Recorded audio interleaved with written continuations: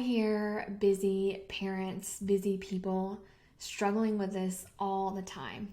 And I think going into the new year is a great time to really be intentional about your schedule and how are you going to fit course creation, building a business into your busy schedule. So hopefully maybe you had a couple of days off over a break, maybe you still are off, or you're kind of in a slower season right now in January, and you can take some time to really be intentional about how you're spending your time. What are you filling your schedule with? Are you prioritizing your business? So that's what we're going to be talking about in this episode.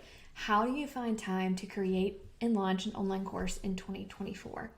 So before we even dive into my strategies for finding time, I just want to say that course creation is not a fast and easy way to make money. It takes work. It is a real business where you are going to have to really prioritize this business in order to set yourself up for creating a life you love later. That doesn't come in the beginning. You're going to have to, and I hate this phrase, but hustle some in the beginning, and it's true. There are better ways to spend your time in the beginning, which I'll talk about, but it doesn't mean that it's just going to be, an hour a week and you're going to have this great thriving business. You need to treat it like a business. And I will say there are easier ways to make money, but most of them are going to involve trading your time for money. So for example, I know that a lot of people want to work from home, which is amazing, but they want an easy job like data entry, or I see ads all the time that are talking about how you can review Amazon products and make money, which could be legit, I don't know. But that is going to require you spending your time in order to make money. Whereas what I hope for you with this online course or membership or digital product business is that in the beginning, yes, you're going to spend a lot of time, but it's not always going to be like that. You are going to sacrifice in the beginning right now in order to have more flexibility with your time and money later.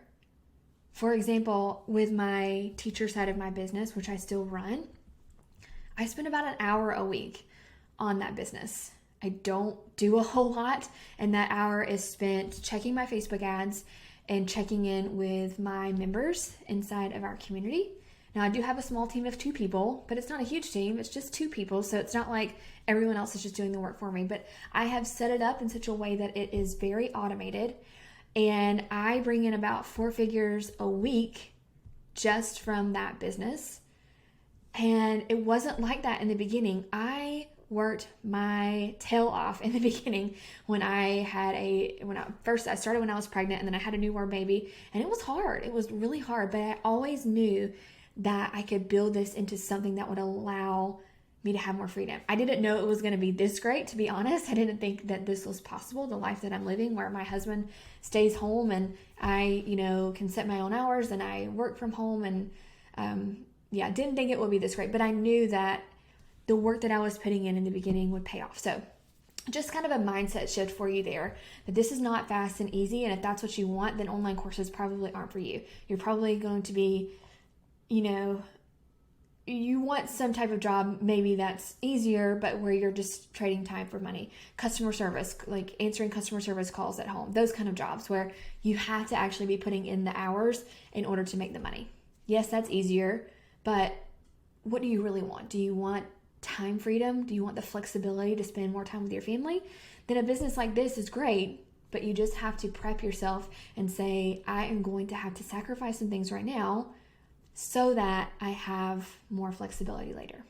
Okay, so once you kind of make that mind shift and you're like, okay, I'm ready. I am ready to treat this like a business. I understand that it's not going to be fast or easy, but I want to make sure that I'm spending my time in an intentional way so that it is faster than it could be if I was wasting my time on things that didn't matter. Then let's dive into some strategies for that. Okay, so first of all, let's talk about how you can fit in course creation or membership creation or even marketing into your daily schedule. And to do that, what I like to tell my students when they're first starting out is to write down your daily schedule. So on a typical day, I know it probably varies day to day. You can do this over a week or a few days if your schedule is really different every day. But if you kind of have the same routine, maybe Monday through Friday, write down what you do every day. So when do you wake up? When do your kids wake up? When are you doing breakfast? When are you sending them to school? Or are you homeschooling or staying at home with them? When do they nap? When are you making lunch? Like every little thing, every 30 minutes, I would say, kind of write down what you are doing. And that's going to give you an accurate picture of where you can fit in course creation. Because especially if you're a parent, you are going to be busy, and I get that. And I get that you might already be exhausted.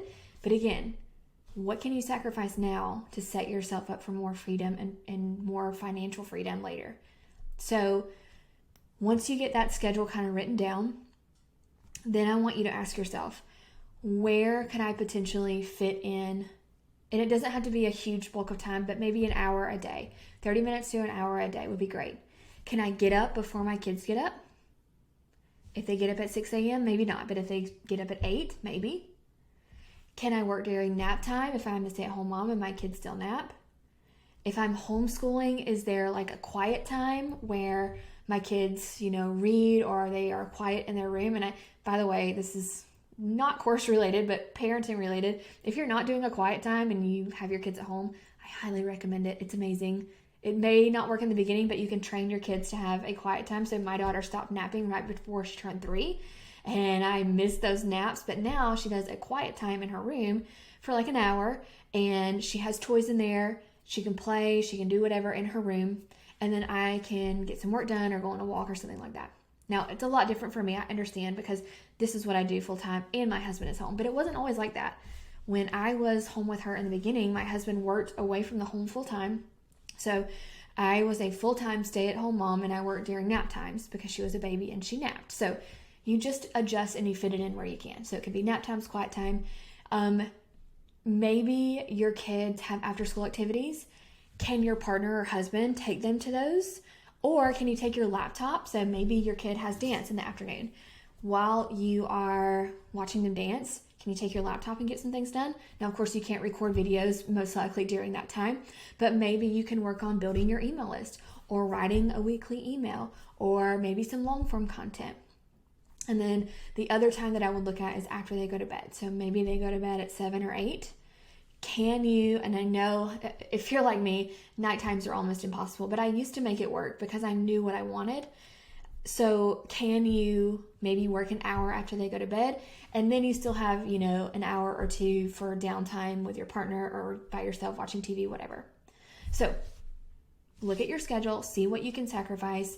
Maybe you need to give up an hour of Netflix or an hour of watching TikTok now in order to make that happen.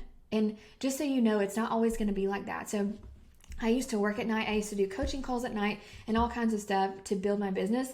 Now I have a strict rule that I do not work at night. I don't do stuff at night because I'm not a night person. My brain shuts off around 4 p.m. as far as like work stuff, and I just can't think. I'm a morning person. I'm great in the morning, but I can set that boundary now because I put in the work in the beginning and I made those sacrifices early on. Okay, so some other things that you can do. Maybe you can ask your husband or partner or your wife, if you're a guy, working on this business, to take the kids somewhere on Saturday morning, maybe take them to the playground for 3 or 4 hours, and that is your bulk work time for the week. So maybe you're not getting in a ton of time during the week, but maybe on the weekends you can do that. And I know that the weekend might be the only time to spend with your family, but remember, this is just for a short time. It's not going to be forever, and you may want to really sit down with your partner and talk about, okay, this is what I want. This is what our lives could potentially look like.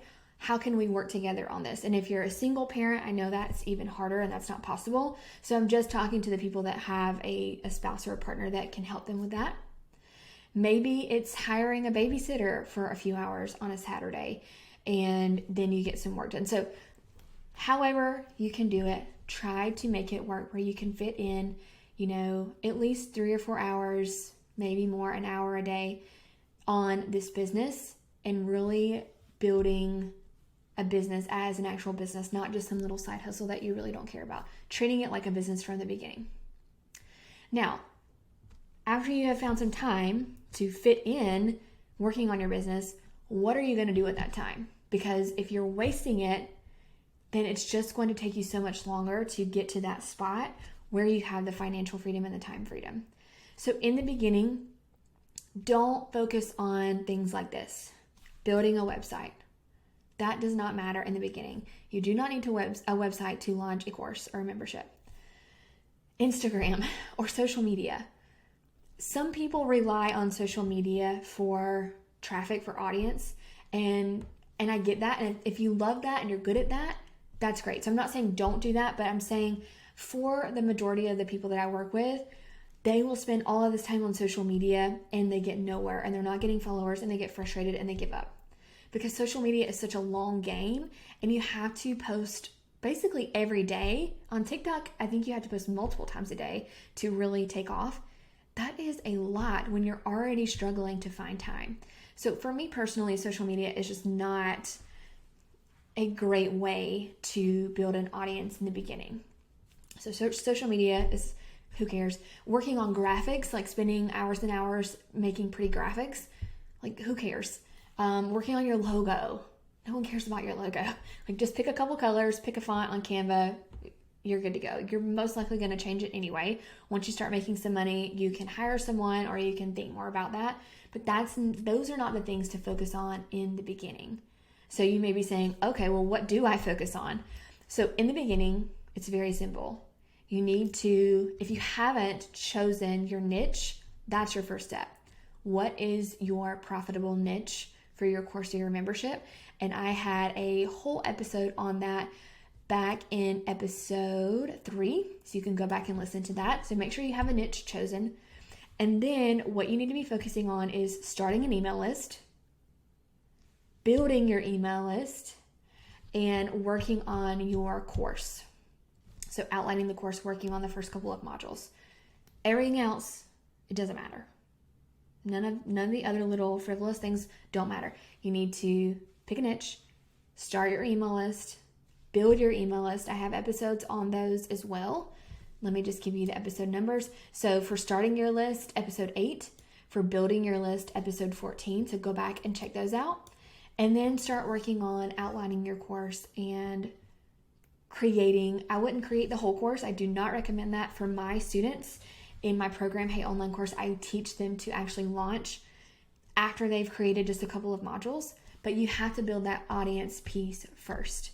And inside my program, I give specific ways to build your audience without having to use social media every day. So that's what I would focus on, building that audience and building that offer. And then after you launch, you make some money, you can reinvest in other things to really grow your business, like a website, like professional branding, maybe even hiring a VA to take some of the tasks off your plate that you don't have to do. So just to recap, write down what you do every day on a typical day. Look at where you can fit in your course, whether it's an hour, 30 minutes every day, or maybe a big chunk of time on Saturday or Sunday. And then once you figure out when you can work, then focus on what you are going to do in that time. Not worrying about things that don't matter right now, like a website or social media or graphic creation or logo creation or any of that, but focusing on choosing your profitable niche, starting and building a list, working on outlining your course. If you can get those things down, you're really going to make some big moves in 2024. I hope this was so helpful. If you are ready to make really big moves and you want the exact step-by-step strategy, you can always check us out at Meet the Bowdens. We would love to help you. We have a program called Hey Online Course, and you can learn more about that in our free training, meetthebowdens.com/training. It will really give you a step-by-step guide for basically everything that I just said, choosing a niche, starting and building your email list, but then it even goes through how to actually launch your course once it's ready.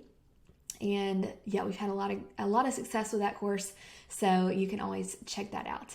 All right, I hope your 2024 is amazing. I cannot wait to continue to help you with course creation throughout the year. And Happy New Year, everyone!